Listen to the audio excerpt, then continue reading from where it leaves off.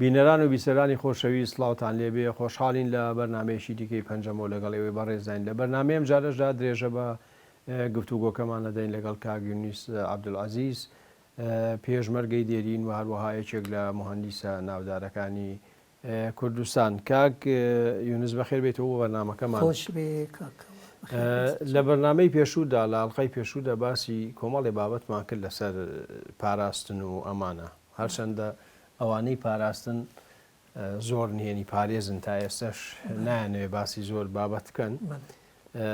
بەڵام پێم خۆش بووە گەر بە تایبەتی لە ساڵی 74 کاتێکە مادام باسی پاراستن نەکەین بۆ ئێمەوە پرسیارە بکەم، ئەگینا پرسیاری ترم هەیە. لە کاتی نەکسەیە تۆ باسی ئەوەت کرد کە جارێک لە راپۆرتێکی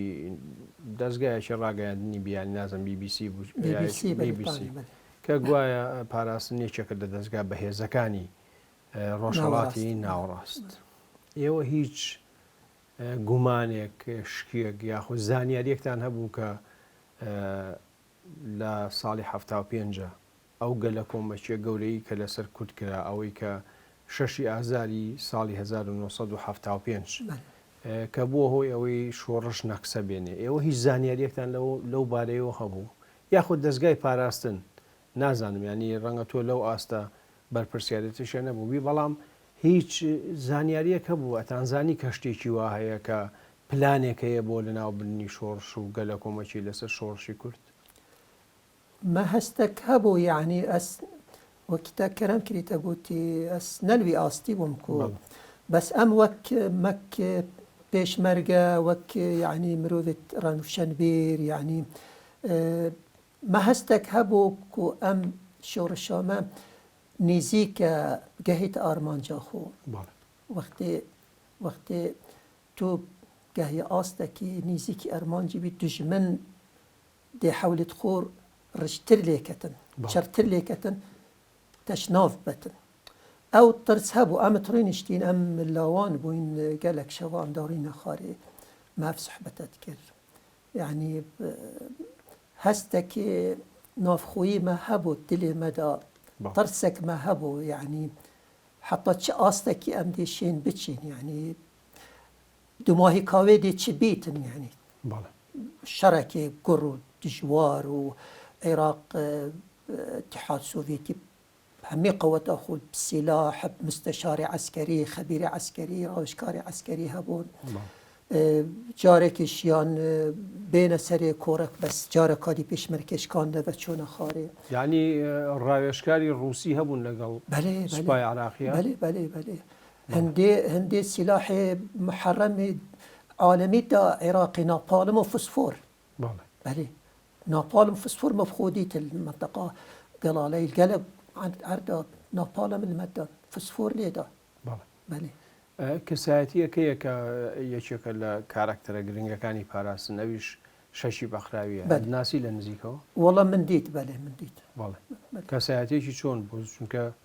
کەسایەتێکی تۆزێ غامزە لە ناو ئەمما خودێت چێ کرد بۆ هەما بۆ ویشۆلی، يعني من ئەو تێکەلیگەر نەبوو، بەس من دیت ئەس فرسەت بۆ من چێ بۆ نیف ساعتی ئەس ئەوی داوە تەڵەبۆ من کرد، يعني ئەس چۆمان بوو. بەڵێ ساڵی 74 پێشەوەی کە شەڕەکە دەست پێ بکاتەوە ئێوە لە کۆبوونەوەیەکی گەورە یاخود کۆنفرانسێکی گەورەیە بوون لەگەڵ یەکێتی قوتابیان و لاوان و ئەوانە. ئەو کاتە کاگی دیزبارزانی نێردرا بوو بۆ بەغا بۆ ئەوەی کەیتر دوا گفتوگۆ لەگەڵ حکوومەتی عراقیە بکات و کە بە شێوەیەک لە شێوەکان ڕێبکەون بۆی شەڕ نەبێتەوە. لە کاتی گەڕانەوەیە باسی ینی تۆ باسی کۆبوونەوەیەکەکەی کە کاگی دریس زانیاریتانەداتێ لەسەر سەفەرەکەی. حەزەکەم ئەو زانیاریانە چی بوون؟ ینی بەوردی تۆ بۆ خۆت لەو کۆبوونەوەیە بەشدار بوویت، باسی چی کرد؟ چی چاوەڕێیە کرد؟ داوی سەردانەکەی بۆ بەغدا بوو. بەڵێ چۆ بەغدا هەشتی مانگ هەشتی سێ 74 ڕەحمەتی شەهید ئەدریس بارزانی گەڕایەوە. دعوەتی ئێمەی کرد قیادەی لاوان و قوتابیان و مامۆستایان لمزگەوتی گەڵالە چوین دانیشت بوون بە ڕەحمەت بیتن کاکە دریس بوو ڕەحمەتی سامی بوو دکتۆر مەحموود عوسمان بوو و ئازاد بەرواری بوو و قسەی کرد وتی ئێمە چوینە بەغدا محاوەلەمان کرد یعنی مەسەلەی حکمی زاتی ئیعلان نەبیتن پاش 4 ساڵ یعنی تۆزێ تاجیل تلێکن حتا گرژیەکانی بینی ئێمە و ئەوان چارەیەک نەخاستمە مەسەلەی کەرکووک بەس گوتی دیار بوو ئەوانە حازری خۆیان بۆ شەر کردی بڕیاریان دایە یعنی حەزیان لە دەنگی دهۆلی حەربە یعنی ئاشتی وارد نەبوو حتا گوتی ئەگەر حتا تەنازلش بکەین لە کەرکووک ئەوان بڕیاری خۆیاندا لە شەر بکەن چی تری لێبوو لەوێ مەساوانەی تر قسەیان نەکرد کاکسامی ئەوان هەڵوێستیان چێ بوو دکتۆر مەحموو هەڵوێستی چی بوو مەسەلەن ئەوانەی مەکتەبی سیاسی بە تایبەتی کە لەوێمە دکتۆر مەحموود پاش ڕەحمەتی ئەدریس قسەی کرد دیارە گەرم بوو تۆزێ گوتی کاکە شەرمان بکەن شەریان ئەەکەین ئۆکەی تەمان بە تفەنگ لێمان بدەن بە تفەنگ لیانە دەین بە تۆپ لێمان بدەین بە تۆپ لێن تەماوە تفەنگمان هەیە تۆپشمان هەبوو بەڕاستی ئەمما گوتی بە تەیارە لێمان بدەن بە تەیارە لێ دێن ئیتی کوا تەیارەمایە تەیارەمان نییە یعنی تر شتێکی سیر بوو تەماشایەکترمان کرد کەواتە ئەوە هەر هینێکی ینی حماسی بوو ئێحساسێکی بەێ ئیتر کە قسەی تەوا بوو بەو شکلە ڕەحمەتی کاکە دیس هەستا سەر پێ ینی تەواو ئێمەش لەگەڵیان هەستاین کە دەرچوو من و برادێک لە دەرەوە ئەو دیار بوو کاک ئەدریس دەیناسی سەلامی لێ کرد تەماشای منی کرد لەگەڵ منیش تۆقەی کرد حتا بە منی گوت تۆ کێی گوتم من ناویم ئەوەیە کوردی مووسلم ها گوتی کوردی مووسلی چیت تەواو کردی ئەگوتم وڵا لە کولی هەندەسەمە 4 مانگم ما بوو ببم بە مهندس گوتی بۆ هاتی زۆر عاجز بوو بۆچی وتم یعنی هاتم منیش هاتم یعنی پێی ناخۆش بوو کاتبیتە دەرەوە بۆ زۆر ئەویست حەزی لێ دەکرد یعنی خۆی حتا ئەو مووقفە ڕەحمەتی مەڵە مستەفاش هەبوو کە چوویە قوتابی بووە پێگوتە پێویستیمان بە تۆ نییە وەک پێشمەرگە بڕۆ خوێندنی خۆتەوە بکە دیسان ڕەحمەتی ئەدریسش بەڕاستی زۆر عاجز بوو کە زانی من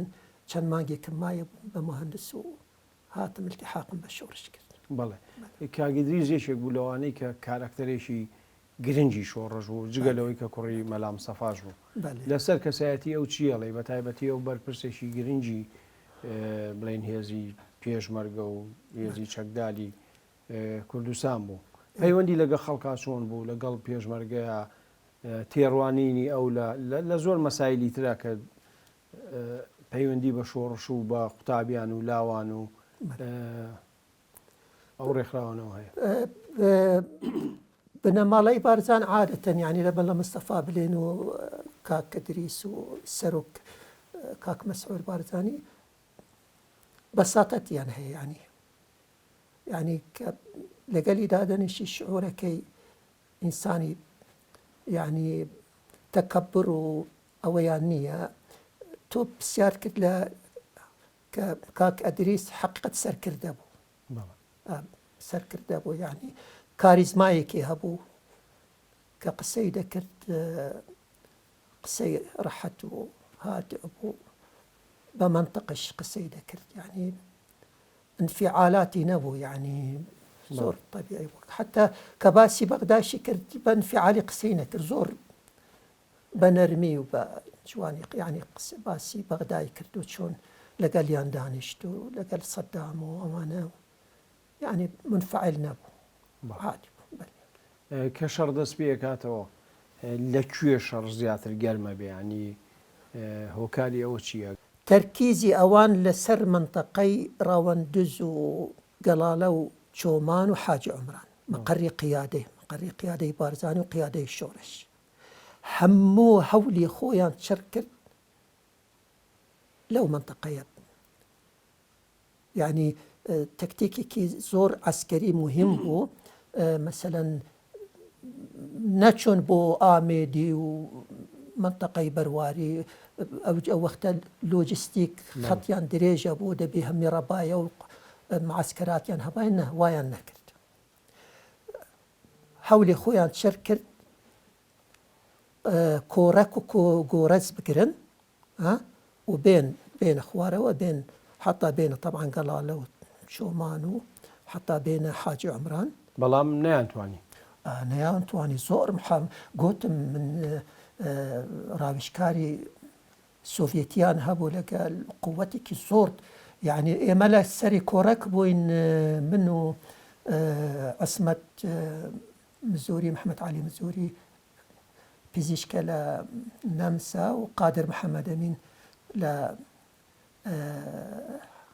بەرپرسی قوتابیان بوو ئەوە قیادەی مەلاوان بوون ئێوە هەرسێکمان چۆینە هێزی عەبدوڵاغا بەشدەری فرانسۆی ڕەحمەت بیلای ئەو بوو لەشکەوتێک بوون طبعا کاک فرانسۆ ئێمەی دەناسی باش بۆ هاتن خێرە گوتمان وەڵڵا هاتین دەچینە سەری کۆڕەکێ گوتی قبول ناکەم نابێت ئێوە بچن یعنی خەتەرە و زۆر گوتمان ئێمەش پێشمەرگەینە یعنی ئێمە حەزەکەن زۆر محاوەلەی کرد بەڕاستی هەر گوتمان دەچین ئەو بوو ڕەحمەتی شەهید سەلیم لەگەل ئەو چوین تقریبا بێژە 100 پێشمەرگە بوون ئەو جەهاتی نەخار چوینە خەرەندی ڕەوەندزێ بە شەو حرەکەمان دەکرد کە دەبوو ڕۆژ دەچینە ناو بەردان و خۆمان دەشاردەوە چۆینە دۆڵی فەقیان و ئاکۆیان و 3 شەو خەوتین ینی بەڕۆژ دەچوین حتا چوینە سەری کوڕەکی شوێنێکی پێیان دەگوت دارەوشک دارەوشک باش ئەوەی کە زیاتر ئەوەی پەرێشانە کرد فڕۆکەکان بوون یا چی بوو ینی فڕۆکە دەوری چی بوو لە ئێمە لە تۆپی درێژخایە نەدەتەرساین چونکە دەنگی دیار بوو دەمانزانی کە دەنگی دەمانزانی نزیکەیان دوور دەکەوێتن هاون نا هاون هیچ ڕەسن دەهاتە تەیارە زۆر قەسفی دەکرد یعنی کۆڕەک مەلحەمە بوو کۆڕەکی من باوەڕی نینە یعنی چ شەڕێک وەکی شەڕێت سەری کۆڕەکی هات بیتەکردن هەمی درێژایە هەمی شەڕەشە ئەیلویە یعنی خەڵک زۆر کوژرا لەو شەڕەیە هەم لە دوژمن هەم لە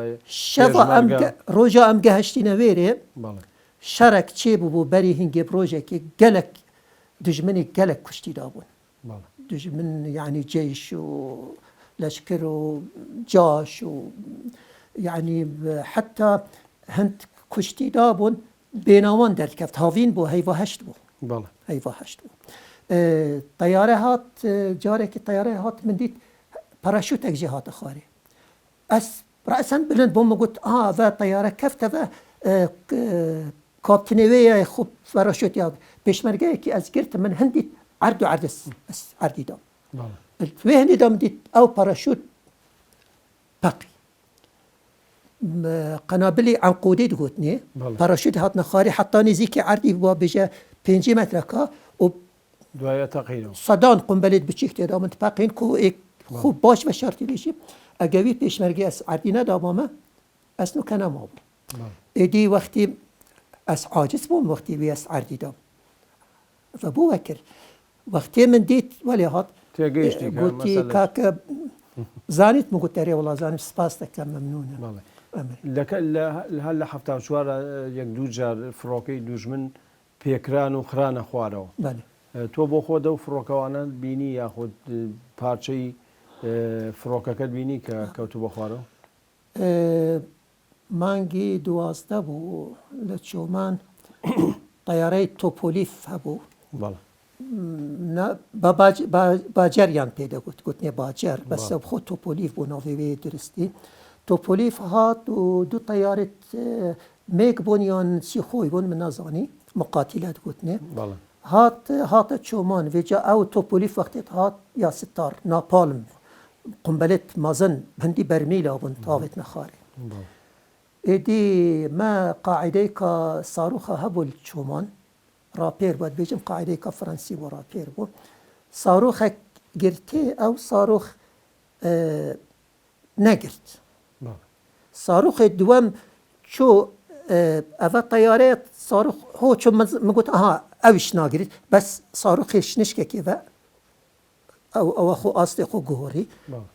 حال ویرا طیاره دا او طیاره وکی بلگه که سر داره که چاوا پاییز بیتن بلگه که یا درخت بله ولی او طیاره هو ولی هات چو عرده که هنداف چومان پشت چیای او مهندید آگر جه چو فڕۆکەوانەکە گیرا وانە نه نجی. نه از چوم ام چوین مغار دا ام گنج بوین یعنی بله. ام چوین کو طیاره بیا دو پارچه اردو طیاره میگیان سی خوی او روین اکسر روین بله اکسر روین حتی نه چون برای خود نه جهه ویجی هر چاوا صاروخ وی کفتی بله سوران زفرین طیاره بود دو پارچه العثمانی باقی سنگیوه کو طیار و مساعدت وی تیدا شاخه کی کفت بون پارچه پارچه بون حتی او طیار و اویدی پر بون پارچه پارچه بون پشتاوی کفت بو اوی عردی او عردی گوتنی خوشگاه بله خوشگاه گلی خوشگاه اشتکی حسابات بیجم پشتاوی کفت بو عردی او عدد دوشکه سر بو نایب ضابط بو مر بو بس پارچه پارچه نبو بله او بتنه ما بو يعني لشيوي ساخ بو بله بله مر بو تۆ بۆ خۆت بینیت بە چاوی خۆت بله با شو مسر بله. من پارچه که شیشه یا ستیر بو یا به سنگ طیاره من را کر یک سر من گوتی نو که من هزرا خو کر من گوت نو که وقتی وان اف طیاره چه کری اتحاد سوویتی او چه کرین وان مهندسه وان او کریکاریت وان هزر کریانو که اف طیاره دل عرده کی کوی ناوی کردستانه و دیجی ملته کی اتفیت آزادی خود خواهن ام نچوینه دا عرده کی داگیر کن امی سر عرده خو مدویت آخا خو خاک خو آزاد کن اوان مهندست سوویتیت کو او تیاره دروز او طیار درست کن او هزر کریا و دل عرده کی هو صادت ملته کی آزادی خاص آشتی خاص او پارچه منگل خوی نخاری بله بس جاری دوهم وابزان فڕۆکەوانەکە ئەگیرێت ینی تیارەیەکی ترەکەوێت طیاره که دی بو او شینه که دی بو من دیت صفا شلال بو الچومان بنایت قائم مقامیت کربونه جهه اخسیره بله و مقر مبخوجی لاوان برانبر وی قائم مقامی و اوی جهه معتقل اخسیره ایلاوان ایدی من دیت او صفا شلال روب البری بو کشخه و ترنشت خاری بر حطاوه و شا قهوه یعنی احترامی نگر گلک حمام گرماوک هبو الچومان روژه که هفته دا بوان حجز بو بوان اخسیره چون سر خود چیشتن خارنکا باجدانه دکتوری وان صحفیت هاتنت اوروپیت امریکیت برنن کوانا حتی بیرامتت او صفا شلال في صحفي جورناليستي قلت هستات چیه وقتی تب طیاره الجندات دا تم خوب هندی ما قولي بيا هن جندات دان باجروكات دان يعني جواب ندا بس دوای آزاد کرا کلا وقتی نکسا 75 همی آزاد کردن خو ایک نهاتا کشتن او اخسیر همی آزاد کردن پێدوای شتێکی باشیان کرد اما که وکی دجمنی بکن فرق ما و دجمنی چیه دجمن هوانه یعنی وحشه پیشمرگه گرتین هلیکوپتری هاویت خاره ئەوەی کە بەسەر شۆڕشە هات چ کاریگەریەکی لەسەر ڕۆحیەتی پێشمەرگە و خەڵکدانە ینی تۆ بۆ خۆت کەسێ بووی کە لە ناو دەستگای حساسی شۆڕشا بوویت بە چاوی خۆت چیت بینی ما بشاف قولي بو يعني افتشت اتفاقية شيبو ما بين عراقي وإيراني راستي أم تأثيرك أم قهشين يعني تشتكي رسمي جيبو ما نهات القيادة ماكو ما شراديو ما قولي بو رجا باشتر بلافو يعني ديسا وك تأكيد يعني تأكيد دجمني رهاني وي يعني سرهندة كركو خلاص ورا نامينيتن وهم ابدي تشين يعني دي تشين دي بي منطقه جرين او دي راذن او الشري هات يكرن بشتي ششي سي حفتي وبينجي بحياة اخو او الشر نهات يكرن هم الشر شايلو لدا بيش مرقاي تشتكر خيالي بفر جهاد او بفر صوربو بخينه او عرض الشر اللي تاتكر جيش همي قوة أخوهم معنويات توان بلند بون خلاص أما إذا كرت مشكاندن بجا دي تشين بس حطاكو دلي خو بيش مرقى سحب نبوي يك بهوز جي دجمن بيش نكر نخير شركي قلك بقوتاتك قلك شجرة أو الشر نهات يكر كواته هو كالي تشيبو كشورج وستين دلي مس دلي بيش مرقى آقر كفتتي دا تو ما قوتي قافادي بسيارة منك أم نزيق ببوين قالك حتى أحمد حسن باكر وقت بشتي هنجي قلت ما قل له طوب نمابون ما عتاد نمابون رغم أنه بوشي شورش بردوام نبو قلوايا بداية قلتنا ما عندي صفرنا حرب الأنصار يعني حرب عصابات ما خو حاضر كير ما قلت دي بنا السيب جي ما جي أم كومالكي جنجا أبد عمرت ما بيستو ايك دو سي صالو ما خدا ايك ما قلت امجي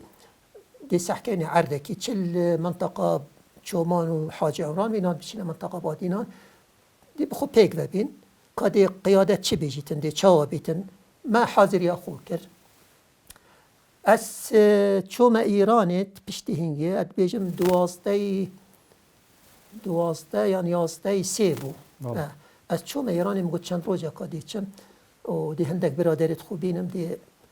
او خو اتفاق خو که این کادل کیری من دی چکن روزا 21 سی روزا نوروزه از ایرانی هات ما حاج عمران حاج عمران ویا به چومان داوی قرار خوب دین که تشتی خو حاضر کن و سلاح خو هلگرین و بچین الويري قلتنا من ديكي باتشي من قلت هفالا الويري بيش مرقي من قلت والله دي شما قلتي ناب صفرة قلتي بريار دا يعني ديار أمريكي في الشارقة ما ظن سر قيادي كركو شو حركة عسكرينا كانوا وبصدان هزار جي خيزانة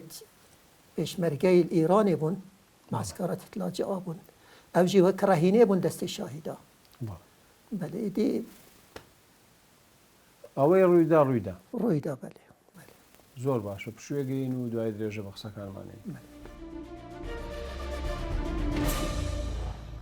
دووبارە سڵاو بە ڕێزان درێژە بە پەنجەمۆرە دێن لەگەڵ کاک یونس عەبدولعەزیز پێشمەرگەی دێرین کاک یونس لەبەرەوەی ڕووداوەکان هەمویان بەسەر یەکەون هەندێک جار هەیە بیرمەچێتەوە پرسیار یعنی ئەبوایە پێشترەوە پرسیارم کردایە ساڵی 74 دوای ئەوەی کە لە هەفتایەوەی بڵین باڵی مەکتەبی سیاسی تێکەڵ بە پارتیە بنەوە و بەیەکەوە ئیشەکەن ئەگەر ئێمە باسی 74 کەین لە لاوان بە تایبەتی ئەوانەی کە سەر بە باڵی مەکتەبی سیاسی بوون هاتبوونەوە ناو پارتی ئێوە وەکو تیمێکی شتانەکەێت مەسەلەن بۆ نمونە کەسایەتێکی وەکو شەیدارام شاسوار کە دوایە بێ بە سکرتێری کۆمەڵە و شەهید دەکرێت ئێوە لە نزیکەوە ئەوانەتان ناسین خەڵکانی چۆن بوون ئەتان زانین کە ئەمانە فکرەیەکی تریان هەیە و بەڵام لە ناو شۆڕشە خەبا دەکەن ساڵە هەفتێ هەردوو ئەودی بوونەیەک هاتنە ڕێزیت پارتی جارەکاتی ئەم تێکەل بووین مە پێک بە شۆل کرد زانکۆیە ایکی سه هفته چاره کنگره یا لاوان یا دو الهفليري هاتا كريدان بله از تيدا بومش از سكرتيري لقي ميسل بومي لاوان بله رحمتي شهيد صالح يوسفي سرپرشتياري ما بو ونيناري رحمتي مالا مصطفى يقول لموسى اللاوان وي كونغرا بله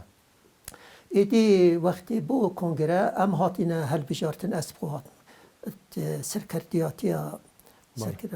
لاوان انور عبدالله رئیس سروکی ابدی بو سكرتيري لاوان بو او يعني سكرتير هبو ياس سروك نا سروك بله سروك بو قادر محمد امين نائبي بو سكرتير بو نائب بو بله وشاسوار جلال شهيد آرام اوجي قيادة دابو سكرتاريات يزي بحث سكرتاريات كام سربست باومرني بو رحمتي عثمان حسن دزي بو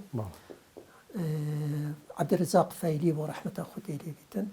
يعني أغلبية أوبون جماعة بالي كنت قلتني مكتب سياسي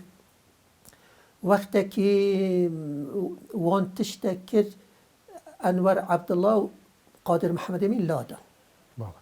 لادا شون مكتب سياسي انور عبد الله وقادر محمد امين لادان كو او بارتية كفن بون يد الله كريم شينا انور عبد الله دانان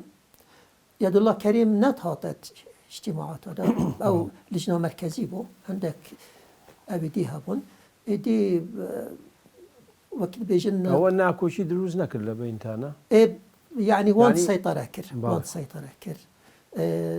ناكو كي دماهيك بو يعني وقتك درنگ بوش حفتي وچاري نگهشت آسته بني قاعدة چكي شورش بو هدشي لاوان بو جي پیش مرگه بو ادي چه قطابيان چه لاوان کەواتە ئەگەر باسی دوای هەفتا و پێنج بکەین ئەوانەی کە سەر بە باڵی کۆمەڵەن نەڵێن ئێمە ویستومانە درێژە بە شۆڕەش بین ئەوانەی کاژیچیەکانیان و دێمە ئەمانەوێت ینی درێژە بە شۆڕەش بین بەڵام لە ئەخیرەکەیە هیچ لایەک نەیکرد یعنی هیچ کەسێک ئەو بارەی نەخەسە سەرشانی خۆی و کە درێژە بە شۆڕش بە بۆ وان نەکرد باشە منیشە پرسیارە أنا آخر مثلا دبيجين فرزا دبيجين قيادة شورشية نكر بلا وانكر بويا أثبت تشتكي بيجم أم بشكل ديو فترش أم ديشينا نمسا فيينا هيفا شاربو مام جلال رحمة الله عليه بيتن أو هيرو خان هاتن اي وقت ديار بو كي قيادة مؤقتة هشتا اكتي ندام مزرابو بس بعد ديار بو جماعة مام جلالي ديار بو الويري النفسه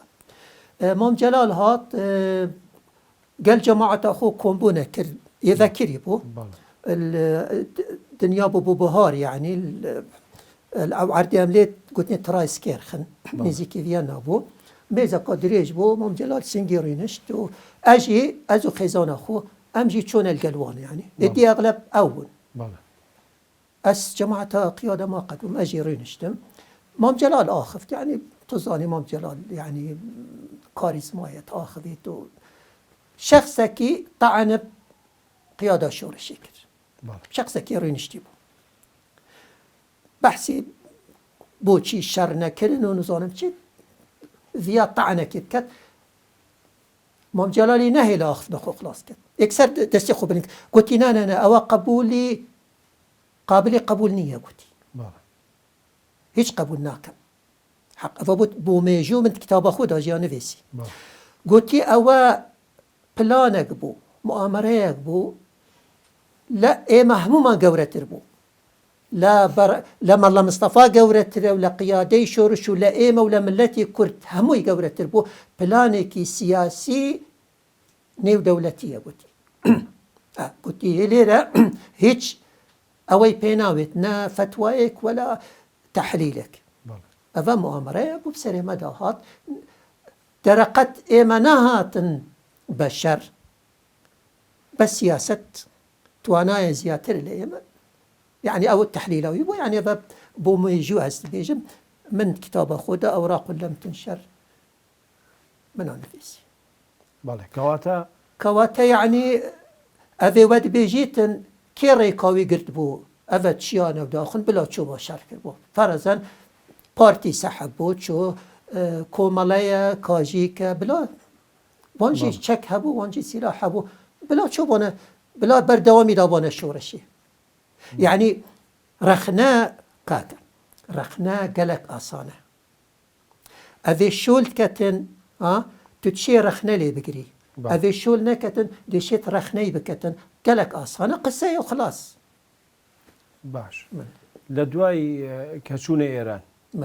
لوي دوري سركردياتي تشيبو يولا نزيكا وملا مصطفى وانا تانبيني كاغي ديسو كاغ مسعودو أمانا روليان تشيبو بتايبتي لسر پنابركان بداية هرچي پناهنده هبو خوش زيوه حتى تشوية سر أبدي خاروي إيراني همين نزيك حدودي بون وقت كل قيادة النغدي بو رحمة الله مصطفى بروش شادرة كبوس ميدان كبو برانبر مالوان هادشي هاد با يعني في بارين خارجي في هبايا كسي ندقوتي بوشي ويعني شا الله مصطفى عادي خلق الديت يعني ترينش تخاري ورا خلقي برزت كر يبورا براستي يعني قلتي خمينا خون ما خراب تراديتي ما ملتكين أمد ساخن ما تشياي هاي أفنا دي بيجين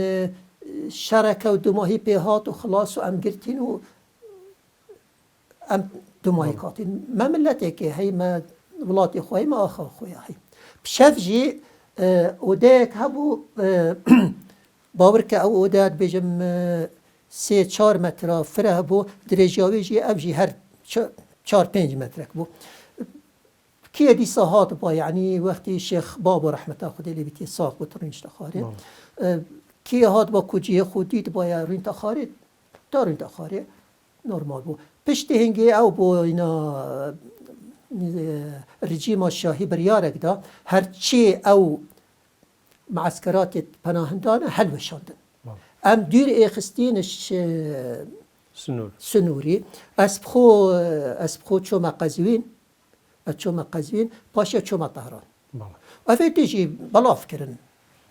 هر هندك عائلة حتى جيك اوت كرن يعني افا مثلا بابا دوسي كوريت هين يبجنن بابا كورجيك جداد كرن هريك فريد كرنا يعني نتيلانا بيك فا وكدي الكرجي هندك خاندان هبيت قيادة كرج بون هم تشيان يعني راستي هم تشينا كرج الويرج ما هر علاقات هبون يعني بيوندي هبون ما هرك از داتش مثلا داتش ما كرج دا بجنم تركي في از طهران كيل قلتها دا هاتشي تشوبا يعني وكن أوديك شيكرن دابزان كيل كيريه يعني باي وقت موبايل نبون تلفون جيب زحمت بويادي جاب في هندي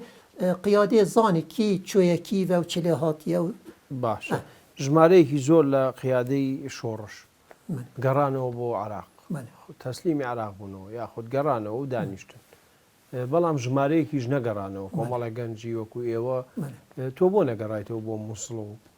بردوام بي لخوين نكتو بريالة دي بشيتا نمسا ياخد كتشويتا نمسا برسد با بلين سركداياتي شورش كردو يا هر خور سر بخور شوي بو نمسا نعم من خلقا برينو كمن بوتا قوت ام كردت كوت نيزيكي أبيديل ميسلو كركيكو بغدا ام جواز بون يعني اس من قوتي اس بتشري بچما ميسل منطقة مات بچما زانكوي ازي تشوي ما تشيايو واس بزفر ما فيش كاستي مسر خو قبيل نكر حوالت من خلقي دهوك سليمانية بليري كاكا وردا بچين مقوتي والله اسلام هندي چنا دهوك هبليرو سليمانية همي كردن اس بچوري بچما ميسل ناچم اسمام اس طبيعي اسمام اواكو نمساجي هر قيادة شكر شفيق قزاز الطهران بو مكتبك بو بي افتشتا تنسيقت كير وسامي نوفيت مت نفيسين من بخو من نوفي خو نفيسي قلت يام حس كاين افيت کو يعني خاندوان بن الزانکوی خاندوانیان خلاص نکرد جاری اوه مدفت مهوجه بانا هی بچن اروپا بچن هم دا بنیات اکیدانن و تنظیمات آجی هم جیده چن دیخینن و با محتاجی وان بنا مهندس و دکتور و بله یه زور بون که چونه نمسا ام تقریبا 100 کس بوین هر نمسا ام قبیل کرین هر سیاسی دامه ام ایرانی بوین بله وجبا عولی ام در کفتین ادبیجم ام 30 کسک بوین ام سیاری ام سپیدی زی ساعت ادبیجم 6 طیاره ما بلن بو مطار مهرآباد طهران قيادة همي هاتبو يعني رحمتي أدريس كوك مسعود مكتب سياسي وكذا همي يعني همي هاتن خوا حافظي له خوا حافظي وماكر ام وقت الطيارة بلن بو ام هر ترسيان ما قلت نكاد سواك طيارة لوفتهانزا بي ألمانيا غربي طيارة بلن بو ما قلت يعني ما باورينا بو ام وقتی طیاری گویی ام سنور ترکیه در باز بوین ام همی رابوینه تیده چپل لیدان و اوان طیاره جی زانی ام چینه اوان جی اویدی دا پیروز بایا مکر و مضیفت اویدی هاتن بو ما شربت و تشت و اویدی اینان پیروز بایا مکر چه پیشوازی کردن لوه؟ کسا بو؟ ام میون خاطین خاره طیاره ما بدل کرد ام طیاره که استریان ایرلاین الميونخ همچین فيينا الفيينا رحمتي ساميل بشوازي ما بو وعادل مرادش جماعته يكتي بو نبو بوش تعني كتي درس نبو بو بس عادل مراد سكرتيري قطابيان بو او بو جماعته وان قهشت بوان ووزير داخلية نمساجي او جهاد بو مطاري قال هندك كساتية كردت كود كافن دات يعني اعلام هذا بروجنا ما تشتو تلفزيون او كاتيك لوي من مام جلال وان هاتون كاك سامي اومانا لوي يعني جورهين يكبو ليكتيجيشني ياخذ لكوبون وكان بشدارمون لقل يكتريا ياخذ هر كسو بجيا يشي خويا لا او راستي يعني حركي يعني حركي خوب هريك خريك خو بس شو قرجي وتشت يعني راستي هنت شي نبو يعني جاركي قرجيك شي بو سعدي بيرا وقتي ام شوين اول جاري سعدي بيرا بارتي سوشياليست بو بس الويري وقتي امام جلال هاتيا نمسا شو القلوان روجا كي سعدي بيرا شف بو هات ام شورشي هوالتيك بوين شورش ایلولی یکتی تان ناسی بله او کادر پارتی بود کادر بود هزا دشتا هفلیره کاک سعدی لگل بالی مکتبی سیاسی بود یا پیشتر؟ نه پیشتر لگل بالی مکتبی سیاسی؟ نه پارتی بود ایدی ام المعسكر سردشت جی ام پیگ بگوین باشی وقتی ام بلاف کرین او چو مازندران اجي تشوم قزوين وباشي طهران المهم سعد بيرا هاد قلت كاكو نسمو قلت بالي قلت جماعتي ايما وايوه شريانه بابتشين بلكي اوهم مكان شافوا تقريبا ساعات 12 والشباب والله مشون جنج بون اوان بنايتك وان جداها بو ام شون كوب يتقرم بوين وشرح امشي كفتنا ما بينوان يعني افي بقرا بوكسك من كفت في سعدي كفت ام نشان شبكان كاك سعدي قلتي كاك ورا ليره قالت شي كان بلا وكان نشان لسر شي يعني بو شي شاغي ديار مناقشه قاتشي بي تزاني ما اسباب اجاك حشيكي نكتن سبب شي بيتن بياده بيتن ام شوينا خارج درجه بوليس نمساوي سركبيتن ماجي صلاف كري قلتي چه هيا ما قلتي نه چنينه با قلتي ما قلتي گنج ندگرم بونو حفله كيت كانوا ها كرا كاني قلتي ديالا چنينه مادام هو پلیس گل مهات خاله رجا پاشتر مدید اکی سریوی گریدای اکی دستی نزانم چلی هات بس بشتینگه ئەو چێ بۆ چ شتێ نەچێ بەڕاستی باش بوو یعنی خۆشبەختانە چ شتێکی ماسر چێنە تۆ نزیک بووی لەگەڵ کاک سعدی و لەگەڵ لە کۆبوونەوەی مام جەلال بەشدارە بووی توانە چۆن بوو نەبووی بەیەکێتی یاخود چۆن بوو لەگەڵ ئەو تەرەفەیان نەڕۆشتی داوایان لێ نەکردی کە لەگەڵیان ئایشکەی ئەس ئەو نەکۆم بوون بۆ مام جەلالی ئەو ڕێنیشتن کرد یعنی ڤەکری بوو ئەس بەلکی وەڵە دوسێکێکی دێژی هات بۆ نەم ڕێنیشتین نۆرمال بوو یعنی نەکۆم بوو نەکە سیاسی بوو یعنی جوینێکی گشتی بەێ عادی بەلێ گۆتە من کاک سعدی گوتی ئەم حەسکەین مەکادر هەبن منطقە بادینان تو عەرەبیاتە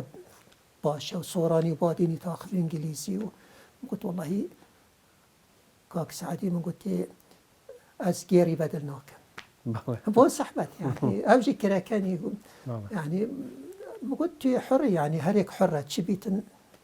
هەرێک قەنەعەتە خودێکەکەن تۆ وەکو ڕێخستن لەگەڵ قیادی مۆقەت بوو یاخود هەر لایەنگری دەکردن لاینگرجی هەبوون بەس ئەم حقیقی یعنی ببووینە تەنزیم یعنی بڕیاری ئەوە دی کە بگەڕێیتەوە بۆ عێراق ئەو مووسڵەی کە تۆ نەدەویست دەستێکی بەتاڵ بگەڕێتەوە بەڵام ئەگەڕێیتەوە بۆچی ئەو بڕیارەت بۆ دایانی بۆ نەمایتەوە بڕاستی بە ئەو پرسیارەش کەم حکوومەت ینی حکوومەتی عراقی هانی خەڵکیەدا لەوێش کە بگەڕێتەوە بوو ینی وەختە ئافا توشتیشە بووە نەعفو هەردان بەردەوام و وەختیدا هەر وەختێ پشتی نەکسێ یا هەفتی و پێنجی قیادی گوت هەرێک ئازادە بچیتن حکوومەتی عافیادای مەمانعینە یەوێت بمینیتن ژێڤە ئێرانە دەرگیهی بۆ مەڤەکری ئەم بمینین نۆرمال بوو گەلێک چۆن وەکیتە کەرەم کری گاوادی گەلێک قیادەژی چۆنە خۆرێ ئەس بۆ من ئەوەکی خێزانی چێ بوو من تازە یعنی من تازە خێزان درست کرد بوو ئیدی ئەوە کا خێزانی بوو من چێ بوو ئەس مەجبور بووم ئەس بچمەوە یعنی و فترە عەفی بۆژی ئەم سفرین هەروە بەبێ پرزگەڕایتەوە یاخود لەگەڵ جەماعەت هیچ قسە و باست کرد کە گەڕێتەوە نا من گوتی و هەواڵێت منێت نزیک یعنی هەرێکی حڕ بوو یعنی بچی بگەڕێت مشکلە نەبوو یعنی باشە و کاتەی ئێران ینی لە کاتێکە کە لە دوای نەکسە سەدام سەردانی تارانی کرد کۆمەڵێک کەسایەتی گرنگی عراقی ئەوانە هاتن ئەوانە لەوێ بەرپرسانی شۆڕشیان نەبینی ئەوەی تۆ بزانی ینی وەکو مەبەستم کۆمەڵێ مەسەلەن وەکو فەرماندەی عەسکەری ئەو هەموو خەڵکەی کە گەڕایەوە چۆن گەڕانەوە ینی نا ئەو وان عەفیدا بەڵێ قیادەی یامە گوتی ئەڤە یەوێت بچتەوە نۆرمالە بچتەوە بلا عادیە هیچ مشکلە نینە یەوێت بێتە ئێرانێژی ئێرانی دەرگیهی خۆی بوو مەڤەکری ئەوژی عادیە ئیدی چوو هەوجە نەبوو یعنی ئێک بچیت پرسیارە ئێکی بکەتن بشتێ بچم نەچم یانژی حکوومەتە عێراقیژی محاولەتکردن بەلێ مەسەلەن جارێکێ سەردەشتێ عسکرێ پەناهەندەر هلیکۆپتەرێک هات وەفتێکی عێراقی تێدا بوو وەفتێکی عێراقی تێدا بوو ئەوێ معسکەری 14,000 مرۆڤ تێدا بوون کورد هەر 14,000 هاتنەت ئەو هەلیکۆپتەر ئەو کردن یعنی داوێ سۆژن دا ئەوکەن سازمانی ئیرانی و شرطە و عسکەریوان هاتن یعنی سلاح بە هاتن حتا ئەو خلاص کردن نزانم چاوە خلاص کردنە سێرەیەکێدا دزی خەلکی بە خەلکی هەلیکۆپتەر بە مژیل بوون ئەو بربوونەتخانێکیدا الوێرێ کەواتە حکوومەت هینیە کرد ینی محاولەت کرد بەس نەتوێران وەختی ئەو چێ بووی دی نەوێران بچنە چوو ئوردوگایەکی دی بەتاڵ کردن خەلک بجا عادی بوو خەلک چۆن بدایەتی خەلکێک چوو یعنی حتا ماوەیەکی بێژە چەند مەهەکە چەند هەیڤەکە چۆن پشتی هینگێ کێم بوو ئەوێ بریارە خۆدا بچیت چوو و ڕاستیژی یعنی